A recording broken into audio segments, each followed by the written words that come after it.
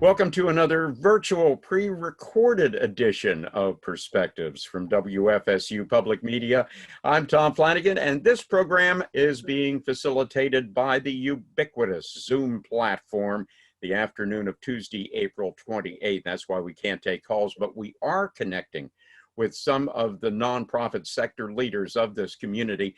And in the course of the hour, we're going to be finding out how they and their constituent organizations are coping with all the present uncertainty as they endeavor to keep important services intact. And we'll also find out how all those community connections are working out. So let's go around and meet our panel again, courtesy of Zoom. We start off with Shington Lamy, Director of Leon County's Office of Human Services and Community Partnerships. And Shington, thank you so much for coming on board. We look forward to talking to you over the next hour.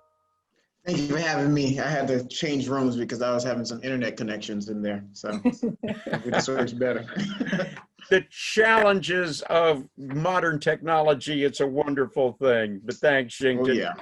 Let's see. Next up, we have Berneice Cox, CEO of the United Way of the Big Bend. Thanks so much for joining us here today. Hello. Very, very thankful to be here and looking forward to great seeing you and seeing this whole group of people that have been working really hard since COVID-19 happened. Looking forward to talking to everyone today. Thank you so much. And we can reassure our audience, Berneice, we are certainly as socially distanced here as you can get, right? I would say yes to that. We also say hi to our good friend Cristina Paredes, Director of the Tallahassee Leon County Office of Economic Vitality, and a very busy lady right now. We're going to talk about some of the things that are involved with the latest grant program that was put out by the Intergovernmental Agency and how that's going, and a whole bunch of other things. Cristina, thank you for being a part of this today. Thank you, Tom. Thanks for having me on again. As always, it's a pleasure. Indeed so. And we say hello to Katrina Roll, President and CEO of the Community Foundation of North Florida, who is going to be joining us as far as the foundation, which deals with granting and is sort of a philanthropic connection between people who are of that generous bent and the community at large. And we'll wrap up our panel here with Felina Martin, who is Director of the Institute for Nonprofit Innovation and Excellence. And Felina, good to see you. Are you at home or are you down at the TCC Center in downtown Tallahassee? No, I am enjoying my luxurious home environment for the office for today. So I do miss, though, my home downtown. So I'm at home. We are hopeful that before too terribly long, we're all going to have an opportunity maybe to get back into our regular environs, if nothing else, just to reconnect with some of the folks that we may not have the same sort of connection that we did when we were all working together. Shington, let me start off with you, because again, we're doing this on Tuesday. I know you have a commission meeting coming up here, and you're going to be updating the commissioners on what's going on in the community connection part of the world that you're involved with. And we'll be doing this on Thursday on the radio. Give us a little thumbnail, a summation of kind of where you're going to be coming from in this particular get together.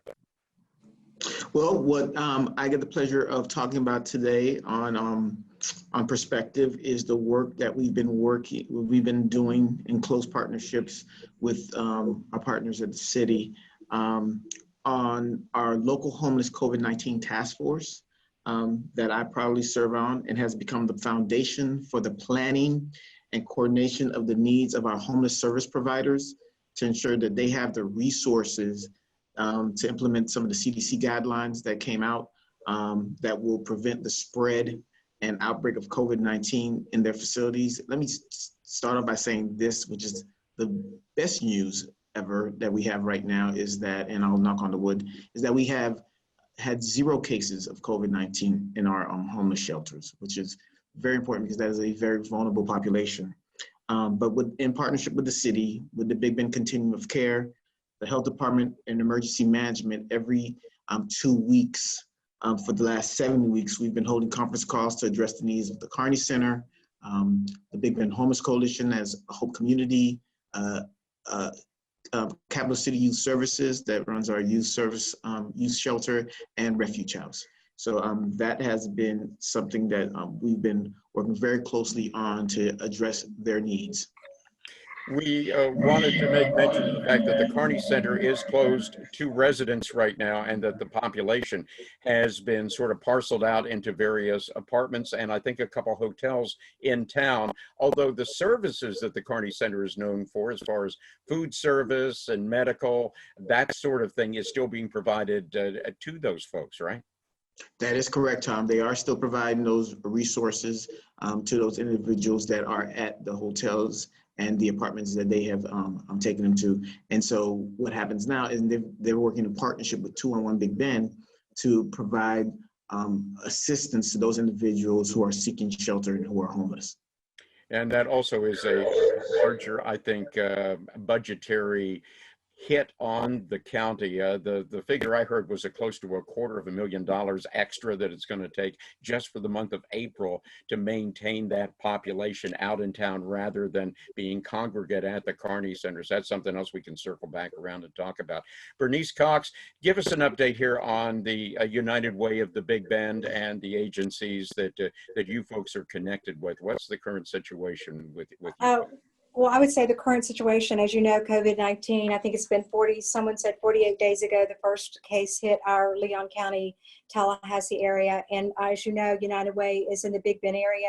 That's an 8-county footprint. And so we've been working with agencies in all of our counties. And in addition, in early March, we started the first COVID-19 fund in the Big Bend region. And we typically get our funds are generated from businesses and also from individuals. And as you know, local businesses have been hit hard through COVID-19, and also our neighbors have been hit hard with COVID-19. We are continuing to raise funds for our COVID-19 fund, and are hoping soon to have an announcement to get funds out to our communities in the Big Bend region. The need is great. We have been connecting our program partner agencies with resources. We have been delivering supplies to many of our agencies. We have been delivering food. With a partnership with Second Harvest, we've been delivering food to our seniors and to children ever since this started. So we are an essential service. We're doing everything with CDC guidelines. I am in my office today. I've been in my office every day. There's about 3 or 4 of us that are here regularly, and then everybody else is working remotely. But following CDC guidelines, a few of our staff members, including myself, have been making some deliveries as we look at this COVID-19 and the impact of COVID-19. We're trying our best to connect resources and continue that with our funded program partners.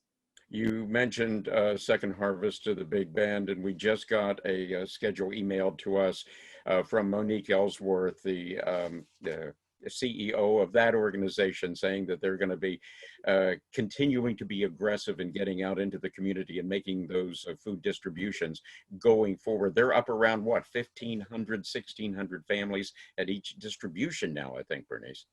It's amazing. They're in 11 counties. And so the fit with us is they're in our whole 8-county footprint. And so that connects really well to our representation in the Big Bend area. But you're right, they're continuing that, and they even had an additional 3 counties that they're servicing through this. A new program came up, and Cristina Paredes, will throw it over to you here. The intergovernmental agency made up of members of the Leon County and the City of Tallahassee commissions. Initially for small businesses, $1 million went out there. They immediately followed that up with $1 million for nonprofits. And I think yesterday there was a Zoom call on the behest of another organization here in town by the name of Whole Child Leon. The mayor gave an update, said about 1/4 of that money was already spoken for when it came to the nonprofit distribution. Have you given away any more since then? Oh, we are just over 1/4. I think we're at $285,000 to date, and closely nearing that $300,000 mark. But, you know, we had tremendous success with supporting our small businesses in those first few critical weeks of the COVID-19 pandemic. We were able to support 560 businesses with that grant program, the CEDAR grant. When we reported the results of that to the Blueprint Intergovernmental Agency about a week and a half ago now, they heard from our local nonprofits about how they were hurting as well, and that resources also needed to be provided to help support them and their organizations and the work that they continue to do. So we developed the LEAN grant program, which is local assistance for nonprofits. And it's $2,500 flat grant to agencies within human services, cultural, arts, and historic organizations. And the money is flexible to be used how the nonprofit sees fit. There's no strings attached for that. And we've seen tremendous success for that. We've had over 160 applications come in to date, and our grant team is reviewing them day by day. Now, people ask, you know, exactly how do you make the determination who gets what on that, or is it first come, first served? Well, there's an eligibility list, so they have to meet some criteria there, and then it really comes down to if they meet the criteria and are eligible, they receive the funds. So a little bit of both. You have to have a utility account that's in good standing. Basically, we want to make sure that you're paying your bills. And if your rent is included in your lease, that does not prohibit you from applying. You simply just note that in your application. Your revenue has to be impacted, or you know that it will be impacted as a result of COVID-19. We've had several nonprofits cancel some of their big fundraisers that are held during our beautiful springtime. So we take that into consideration as well for that. And then you just have to make sure that you fall within those key service areas that the IA board identified, you have to be a nonprofit or a human service provider, and cultural, historic, or arts designation organization. Because you just mentioned something that is certainly instructive as we head into this springtime season, whether it was Word of South or the Lemoyne chain of parks art festival, all of these other things that not only provided support for those organizations, but also were major economic development drivers for the entire community. That's down the tubes for this year.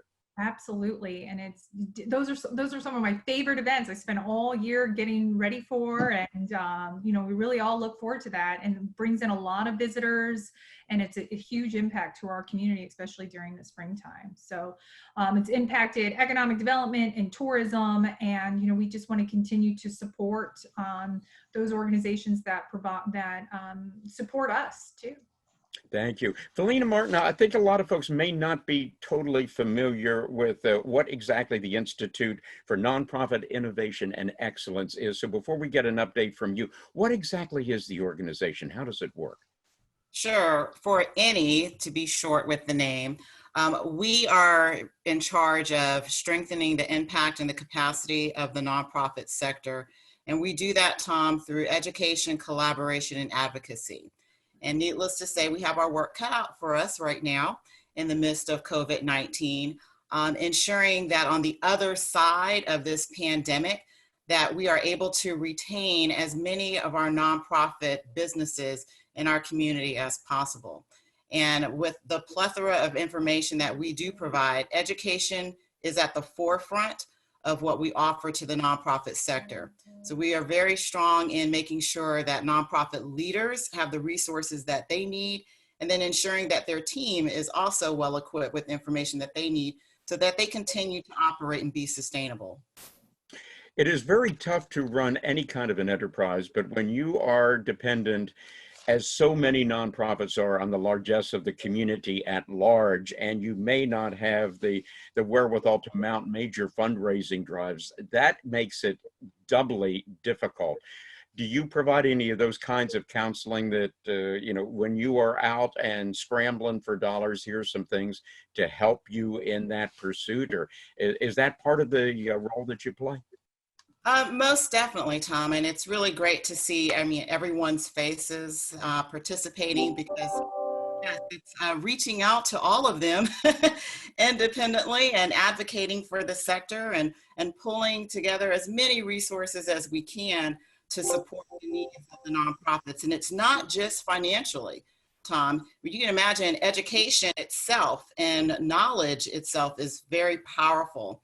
And one of the things by far that we are really advocating for is ensuring that our nonprofits have the equipment, the technology that they need to be able to enjoy the plethora of webinars that are being provided across the country. There is a lot of content and a lot of knowledge that's being distributed.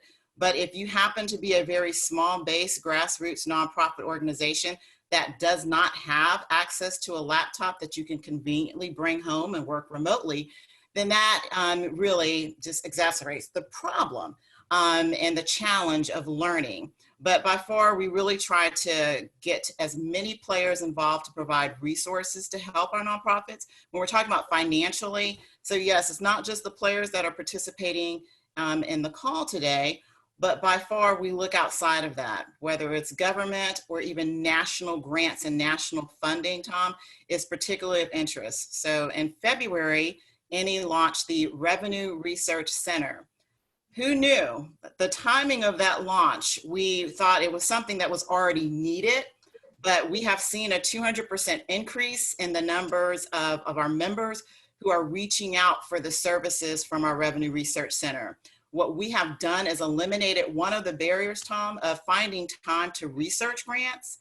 Our members have the opportunity to contact our staff, and our staff will research the grants on their behalf and literally just send you the grant information that pertains to your particular organization. All you have to do is submit the grant, write the grant. We are eliminating one step for you. So with our Revenue Research Center, that is a means for us to be able to help our nonprofits with finding the funding that they need. And as I mentioned to you, Tom, collaboration is a big part of it as well. You have some very amazing people who are participating on this call, and collaborating with each one of them is by far at the forefront of what INIE does. And it's one of the best ways in which we can serve our nonprofits is through having strong collaborations. It is literally the coin of the realm, though, when it comes to, as you said, Felina, the fundraising component of all this. And in the latest, the second round now of the Paycheck Protection Program that was just signed off on and is now being made available, we understand the portal is cracking a little bit wider and wider as we speak, and some of those applications are now finally flowing through to the SBA and other organizations in the federal government.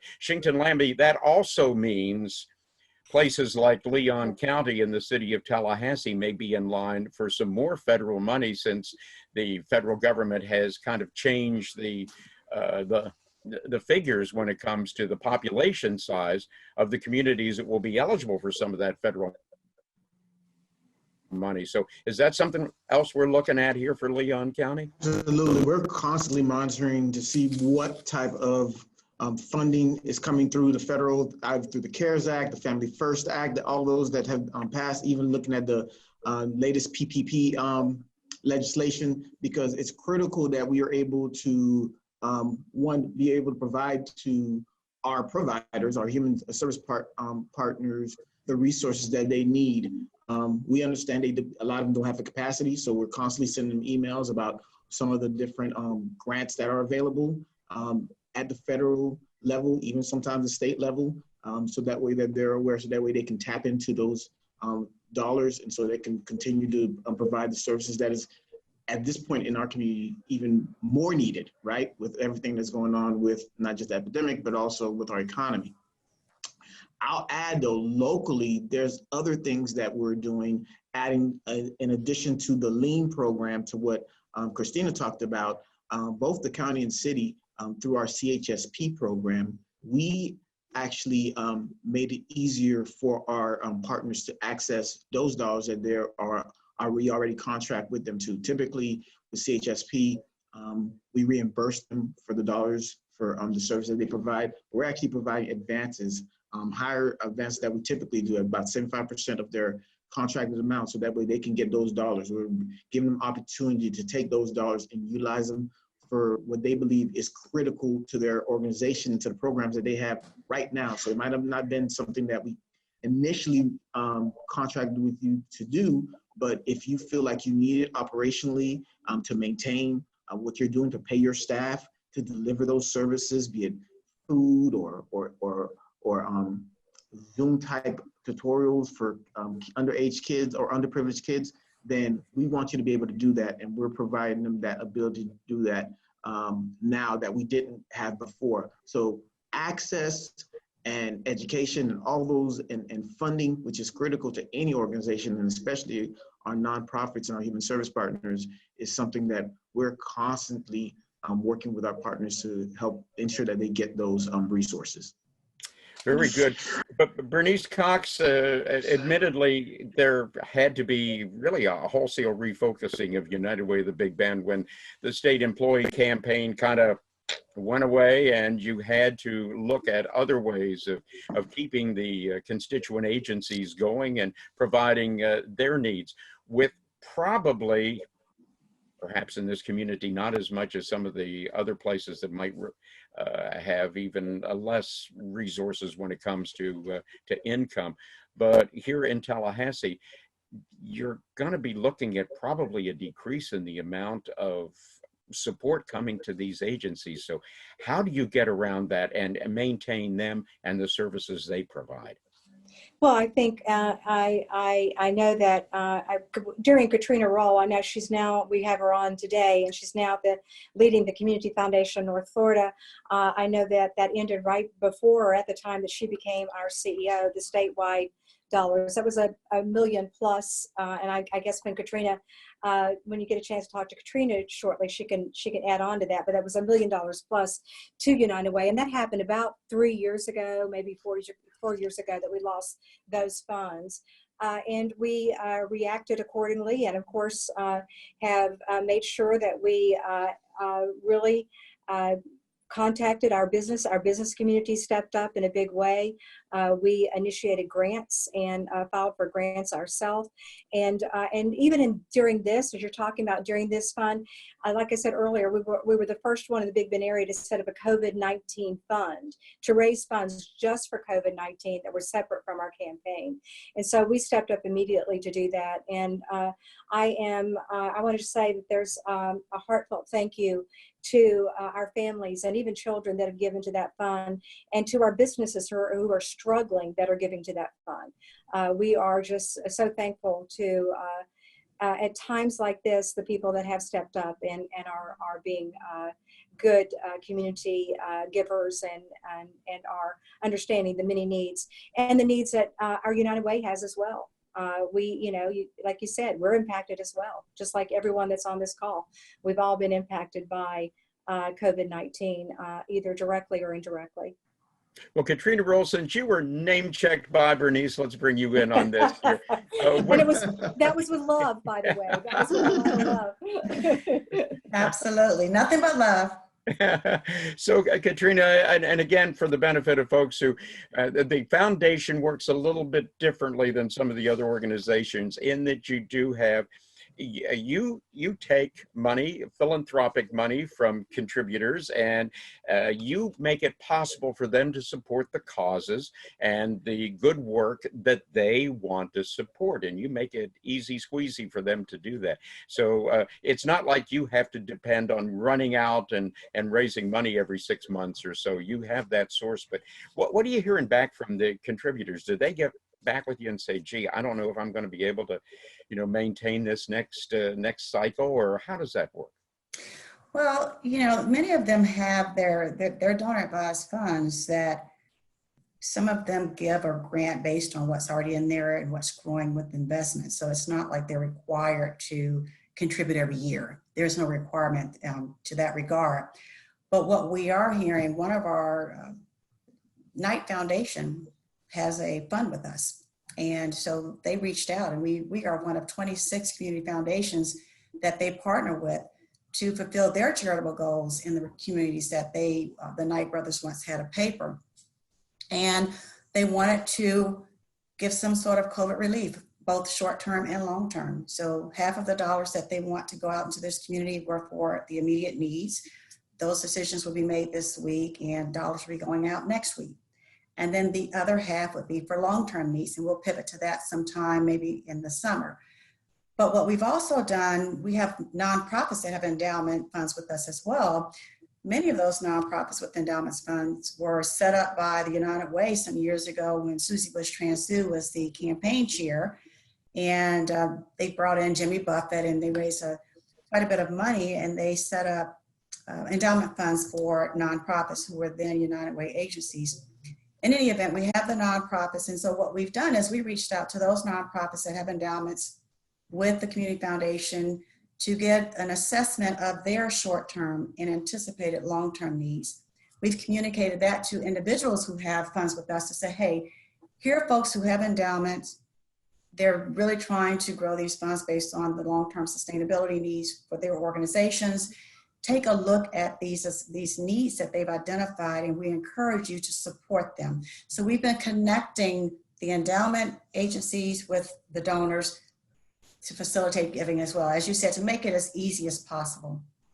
And because that has to be rough as we see a contraction of the entire economy. It's not just, oh, a certain state agency went away and that takes X number of dollars out of the pipeline. This is across the board. So this is long term anyway, going to be a bit more of a challenge to deal with, don't you think? Oh, I absolutely think so. This is one of those things. So when we had Hurricane Michael, so yes, many of us lost our power, but there was a group or area, geographic area that was hit the worst. So we were all able to rally around and help that area. Here, there's no one that really hasn't been touched. And so you're talking about, the longer the economy stays closed, we're going to see more of the ripple effect. And so everybody is going to need some sort of support. So that will be present a challenge. But I will tell you, we still have people that are philanthropic. We still have folks who have donor advised funds that are making grants and saying nonprofits need our help more than ever now. I still want to give. And we will still have people in the community that will rally around the needs of those who most need our collective support right now. That is a great segue over to Cristina Paredes with the Office of Economic Vitality, because Cristina, you are looking at the macro, the big picture, the 30,000-foot overview, where it is not just the interests and the resources available for the nonprofits, but it is kind of our entire community at large here. And so what are you hearing? It used to be that, you were focused on such things as let's go out and try to bring in some more business and industry to the area and bolster up Innovation Park and those kinds of endeavors that you had. Are we still with a fairly solid underpinning of the economy in this area, or are we in that kind of terrible down spiral that we're seeing in a lot of other communities? Well, Tom, we're just started, we put out those quarterly statistics every year or every quarter that shows how our economy is performing. And we are just getting ready to release probably later this week the first quarter statistics. And this, since we do an aggregated quarter, it's just beginning to show you the impact that the COVID-19 pandemic has had on our community. For example, when you compare this quarter to the first quarter of this year to 2019, we're seeing a 218% increase in unemployment claims. And so we're looking at each one of these statistics, making sure that we provide some language around there that frames where we are, and we'll know more within the next 30 days on what April, March really looked like for our community as we start seeing those numbers roll in. One thing to support our local businesses, and you mentioned this to Shington earlier here, that about the Paycheck Protection Program and the SBA's Economic Disaster Injury Loan Program. You saw Congress put in more money for that recently, last week. We know that that money is going to go fast. It went less than 12 days when the first CARES Act was passed. So if you're even thinking about it or haven't done so already, please do get those applications in for eligible nonprofits and small businesses listening.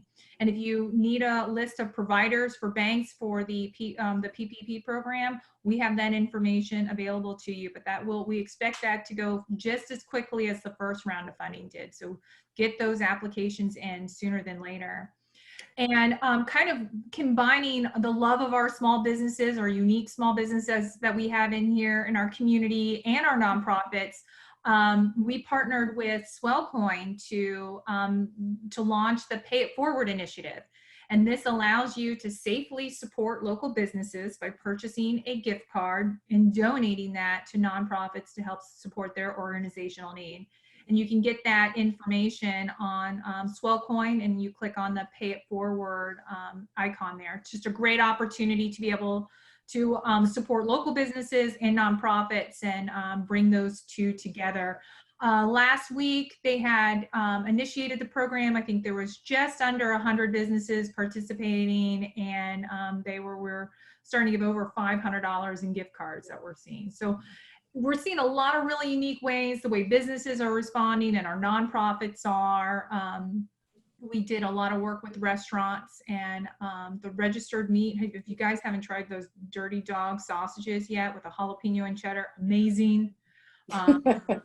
We eat them all weekend long, and they're donating that meat to restaurants so they have a protean that they can use to make profit. I mean, they are amazing. They are good. They are, yeah. Even the kids loved them.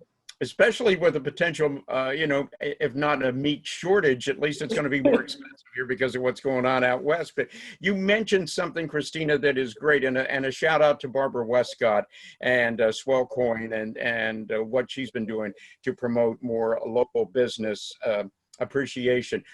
Might also mention a few others here. Local Strong, First Commerce Credit Union just came out with that, getting some resources into the hands of their people so they can support their own favorite nonprofits here in town. Of course, Giving Tuesdays, that's a biggie with the availability there of matching funds. The Taproot Agency, Learn from a Local, they have an aggregation of locally produced how-to videos, and there's a way you can support local nonprofits through that. It sounds like there's a bunch of these things that are out there right now, and that certainly, Berneice, does that help when you kind of get the private sector giving back through some of these kind of unorthodox and really creative ways to support the nonprofits?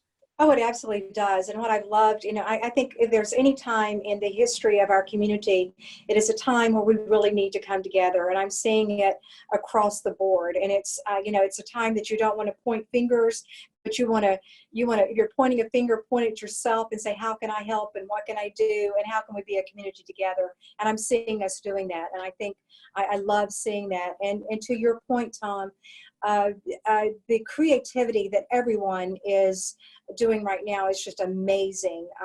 We have had to think, I know as I look at all of us that are on this call today, even yourself included, we have had to think about new ways of communicating, new ways of getting our message out, new ways of fundraising, new ways of making sure that we are connecting resources, connecting ourselves and keeping our connection with our community and with our agencies, with our partner agencies. And I applaud these local businesses that are really doing so many new and creative ways and have had to do it so quickly. I mean, typically you do like a market test or you do a focus group and you go through all that to see how it will build. Well, all of that's been thrown out the window, and they are just really thinking in new and creative ways. And I just can't say enough about what our business community is doing and how they are stepping up and being so creative and doing it so quickly. And I know that we as nonprofits have had to do the same. I know our governments have had to do the same. And I just think it's a beautiful thing to watch during a crisis situation. Well, Felina Martin, since innovation is your middle name, literally, does this give us, going forward on the other side of this crisis, some new ways of looking at nonprofits and that linkage between them, their community, the private sector, funding sources? Does this remake the environment, do you think? It completely does. There are some very positive things on the other side of this pandemic that will bubble up and come to surface. You're already seeing that when you look at the Tallahassee Symphony and them putting their programs online and going virtual, the Tallahassee Museum, who is still sharing that amazing museum with our families virtually and online. It is changing the landscape of how nonprofits operate, not only in terms of how we raise revenue, but how we also deliver programs and services. Now, those are just some of the wonderful, fun ones, but I mean, you also look at some of our organizations that are providing free legal assistance or free mental health services and counseling. And so it's really forcing nonprofits to challenge themselves, basically to move forward in terms of technology, which is where they want it to be anyways, but this is really moving you forward a lot faster. So Tom, even with INIE and how we deliver our education programs, going on webinars and having them where they're on demand, it's something that I've been talking about and part of the strategic plan for a year, but I was never forced to do it. It was just like, that would be something nice, but now you have to. So your learning curve is a lot faster. Learning Zoom, we'll all be Zoom experts by the time this is over with. But just with the program, right? Just with the Lean grant as an example with Cristina and sharing that information with our members, but also looking at that opportunity to talk to them about PPP and talk to them about grant research. And so within an hour, one of our programs coming up very shortly on April 30th, actually, is the opportunity to ask Cristina questions about the Lean grant. We have a representative from the Florida Community Loan Fund who will talk about PPP. They have a guaranteed $30 million that they have been awarded from the government that they will be issuing. So it's a guaranteed, and they're a nonprofit as well who will be assisting nonprofits across the state with filling out the whopping 15 minutes. If you have all of your documentation in order, again, this is what I've been told for our nonprofits. If you have all your documentation in order, it can take you just a whopping maybe 15 minutes to submit that. It'll make a tremendous difference in your operations. But we'll have an expert come on and talk about those things. But yes, innovation and creativity. Tom, we are looking at partnering with a couple of organizations on actually doing ideation and human-centered design work and thinking. Because as we all know, yes, we are in the midst of COVID-19, but right at its heels is hurricane season. And I mean, for the nonprofit sector alone, we experienced a decline in the number of nonprofits that served our community as a result of whether it was Hurricane Michael or you go back to the recession in 2008. We lost the YMCA, which had been serving our community for over 64 years.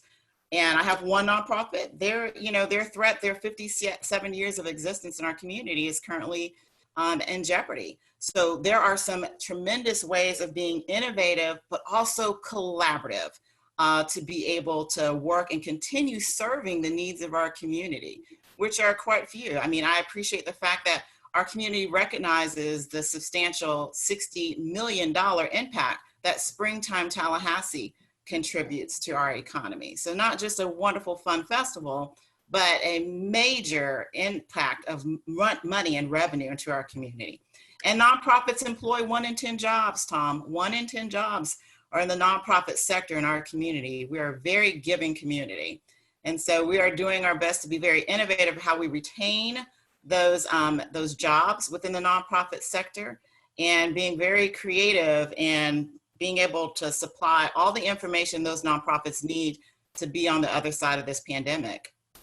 But you're right, that's, Felina, you have so many of them that will come at some point, though, depending on circumstances, hat in hand to, guess what, Shington? Leon County, we see them come up before the commission meetings all the time and say, hey, you commissioners need to support this or that or this worthy cause or some other wonderful initiative that has to do with the nonprofit situation. And as we saw with the near defunding of COCA not too long ago, and they did get a new 5-year lease on life ultimately, that does fall on local government to maintain at least some level of support for many of these initiatives initiatives. So again, with a potential downturn in revenue, although it looks like our housing situation for the moment remains halfway solid, so property taxes may not be an issue just yet. How do you see the commissioners reacting to some of these things as these needs increase? Well, it will be a challenge. We do understand that for our nonprofits, it's critical that we continue to provide the support, and we got to be creative in how we do that, because we do, and the county also do face some challenges. Property taxes may not be it, but sales tax is another key component for Leon County and our revenues, as well as the gas tax.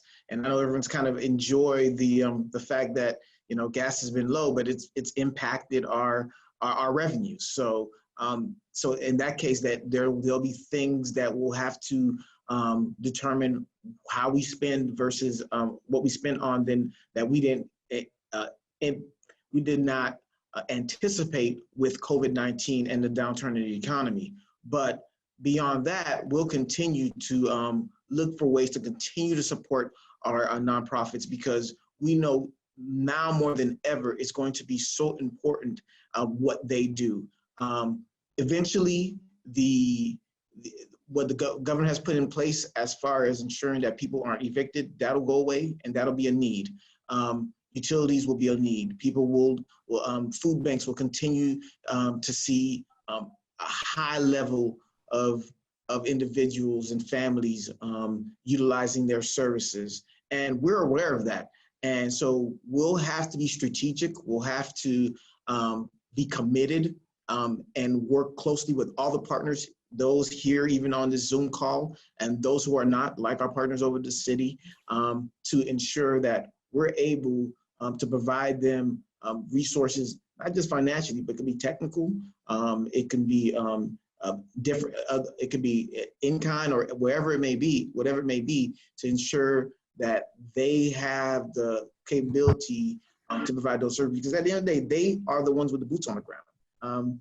Day in, day out, in our offices, we're not the ones checking people's temperatures like our healthcare providers. We're not the one providing tutoring like a lot of our after-school programs, and they are the ones who do. They're the ones who provide those services, and so we will always continue to be cognizant of that and provide as much support while balancing what we know is going to be a tough time for both the county and city and local government. And you bring up a really wonderful point, because we are a community that is so foundationally connected to the whole purpose of education, not just the Leon County School District, the various charter and private schools in town, and the universities. We're involved at WFSU Public Media with a full panoply of outreach programs, because we know so many kids are at home right now and they're getting all of that kind of content that we can help provide to at least help the parents as they become professional teachers for perhaps the first part of their life. But looking ahead, let's blue sky it just a little bit in the final, just under 15 minutes that we have left in the program. And let me start with you, Katrina Roll, if you could. Look ahead, again, a little further down the pike to the other side of the pandemic situation. And how do you see the needs of the area's nonprofits changing, morphing, maybe evolving as we move forward? What do you think? I think everybody's going to have more clarity in what those needs are as we get to the other side, because I think Felina has pointed out, and I think somebody else on here today, people have had, nonprofits have had to reinvent themselves, to evolve in response to COVID-19. And I do think that when we get to the other side of this, and everybody has identified that to some degree, we'll be able to connect donors to the new needs of, or the evolved needs, if you will, of these nonprofits. Okay, Cristina Paredes, as you look ahead here, again, when we get out from under the current imperatives, and looking to, we hope, a brighter and certainly a changed future, what do you think as far as the Office of Economic Vitality and its connection to the nonprofit community? What are maybe even some unmet needs that you see now that we're going to have to look at going forward? Oh, absolutely, Tom. supporting our local businesses has always been important to us and continues to be our primary focus, whether we're talking about magnetic capital of the world or assisting businesses recovering from the pandemic and or natural disasters. We noticed when we did our first round of business assessment surveys that 2/3 of our businesses that respond did not have a continuity plan of operations in place or didn't know what that was. So when you look at ways that we can directly assist our businesses moving forward, you'll see something. We'll partner with the emergency management operations to talk with our businesses about what that is and how one can be developed. We're launching another, we have another survey that is out for businesses and nonprofits to take. It's an assessment to understand how the COVID-19 has impacted, what challenges they still have. Because this helps us identify ways in which our office and our partner organizations can provide the technical assistance and resources. You know, we care tremendously about the continued success of our local businesses and nonprofits. And that's why we decided to release a second survey to really help figure out what the needs are and the challenges currently are facing our businesses. So it takes less than 5 minutes to fill out, and provides a really good snapshot to us and our partners on what we need, the needs that you have moving forward for that. Well, this situation has certainly redefined the term sustainability when it comes to that plan of continuity that we, many of us did not have. And now, son of a gun, we have one now. Yes, yeah, absolutely. Yes, whether that's a remote working plan, that policy that you came up with on the fly, or some more policies that you may have had in place for, we're kind of interested in seeing what you have. But, a year from now, 3 weeks from now, today, the #1 focus of our organization will continue to be supporting our local businesses. And you asked me earlier, kind of about Innovation Park. We received 3 calls from companies outside of Florida, getting their ducks in a row about what resources we have here. So we're still maintaining those relationships. While they may be a little slightly not on the front burner right now, that we are still getting some requests out there. Boy, that's positive news. We'll follow up with you on that one. You can be sure. So Berneice Cox, looking ahead the future here of United Way of the Big Bend in the post-COVID-19 era. How do you see that playing out? And what do you know now that you didn't know maybe going into all this that you can now leverage and go, hey, I know where we need to go, at least in these areas? Well, I think one of the things that when we went through the strategic plan under Katrina Roll's leadership, when she was the CEO at the United Way of the Big Bend, we focused on the Alice population and poverty. And we had no crystal ball to know that during COVID-19 that need would grow within the Alice, those working paycheck to paycheck, struggling to make ends meet and one crisis away from being in poverty, and then those in poverty. We will continue that mission. We're going to see more numbers. That's not a blue sky. We're going to see more numbers, but we do know ways to address those numbers. And we've learned a lot through COVID-19 as it relates to addressing and pivoting and being creative in addressing that. We're just going to see increased numbers, and I'm looking for the blue sky. The blue sky is going to be a few years ahead, but I know with this community, with going back to Cristina, with our local businesses and with them thriving, they will be great partners with us, and we'll be partners with them as they're getting to that thriving point, and we'll be partners with our nonprofits as well moving forward. And as Cristina kind of intimated there, one of the big changes might be for many organizations, private and public, who needs that 5-story office complex? We can do this out of a closet. So millennials have been telling us all along, right? And we have. So again, back in the any innovation part of it here, Felina Martin, how has this kind of changed your approach, or will it change it at all as you interact and continue to interface with these nonprofit organizations? Sure, great question, Tom. And actually last year, I do want to give a shout out to the Knight Foundation. They were very instrumental in funding a program that we launched last summer. It was a social entrepreneurship program for nonprofits called Impact Plus. And this 6-week program, Tom, really educated our nonprofits about how they can diversify their revenue stream by coming up and developing a social enterprise. On the other side, the blue side of this pandemic, is really continuing that program, but taking it to an Impact Plus 5.0. Because if we can't educate our nonprofits to think more entrepreneurial, then their mindset, the reactionary to a crisis, will not necessarily exist. We already have about 50% of their revenues are coming from individual donors, corporations, foundations, and fundraising events locally. Well, right now, all of those different revenue resources are at jeopardy. So on the blue side, the opposite side of this, the other side of this is really educating our nonprofits and their board of directors to be more entrepreneurial minded and by far build up and develop those social enterprises. So you'll see more wonderful things like how Tallahassee Museum has done with their Tree to Tree adventure, which brings in a wonderful amount of revenue for that nonprofit organization. Or even if you look at case studies like Divvy Up, that has a very strong social impact, but is very entrepreneur and enterprising in itself. So you are going to see on the other side of this, Tom, more of the marrying between business and the social impact. And that's what I'm really pumped up and excited about on the other side of this pandemic, is growing our nonprofits to really change where they're getting their revenue streams.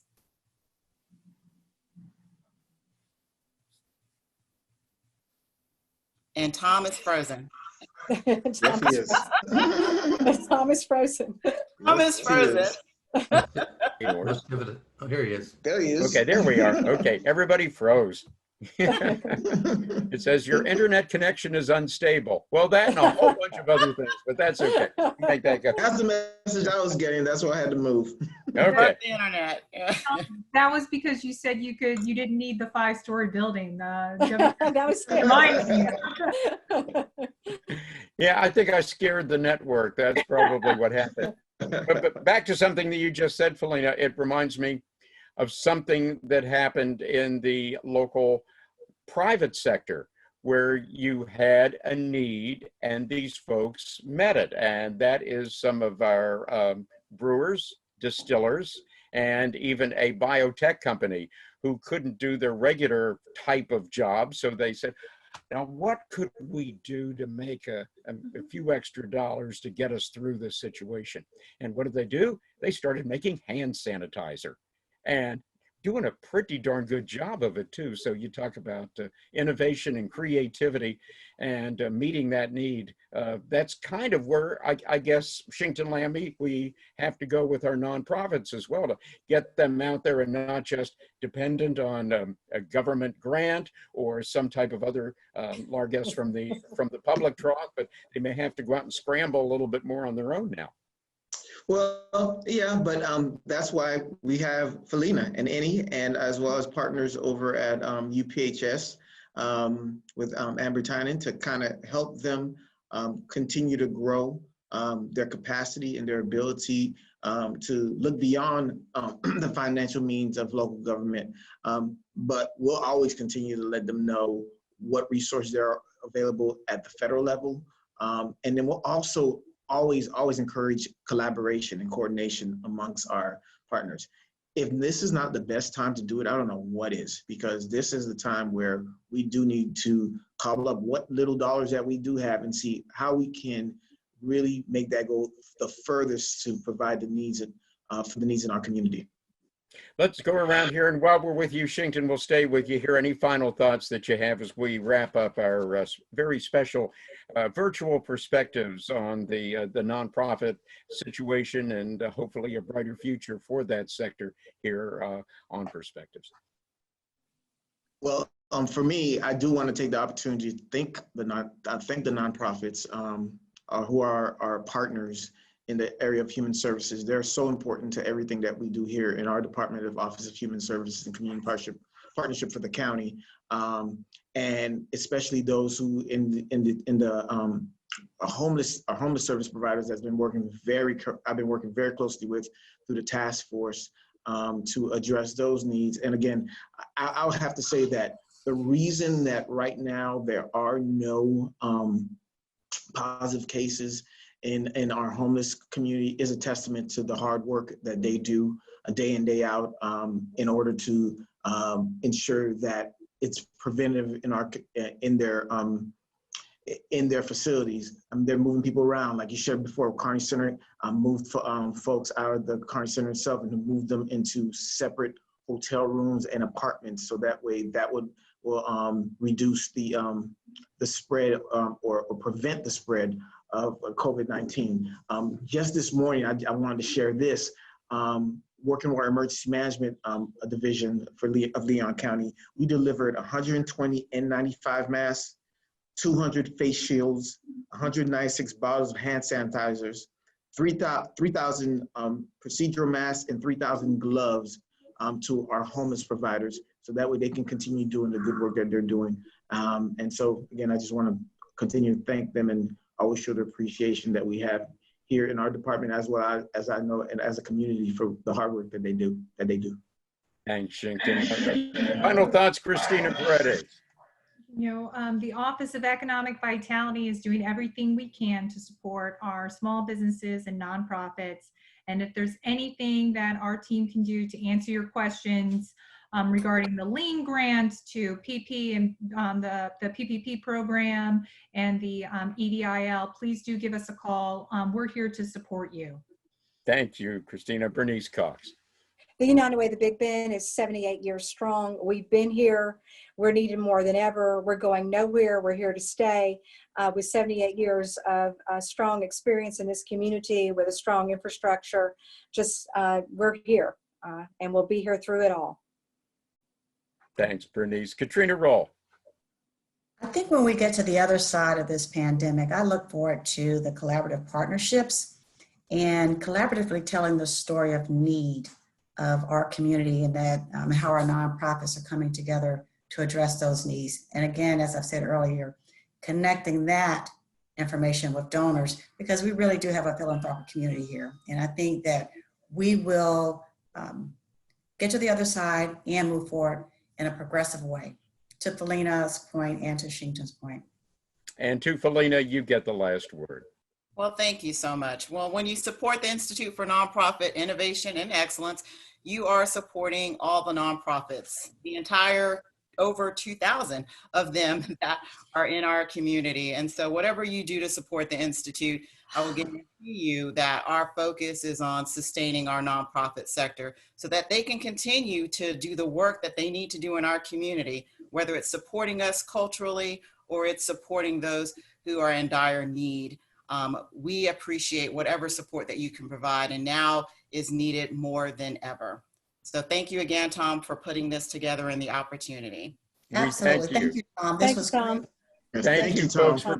Thank you for being part of this, folks. We will circle back around on the other side and we'll get an update from y'all once we get out from under this. And thank you for being part of this very special virtual edition of Perspectives from WFSU Public Media. And we thank our audio master, Taylor Cox, along with Trish Moynihan in charge of our web matters, and Paul Dam, who works visual miracles every day. Our executive facilitator, Kim Kelling. I'm Tom Flanigan. Please join us next week for another connection to people and priorities in our community on Perspectives from WFSU Public Media.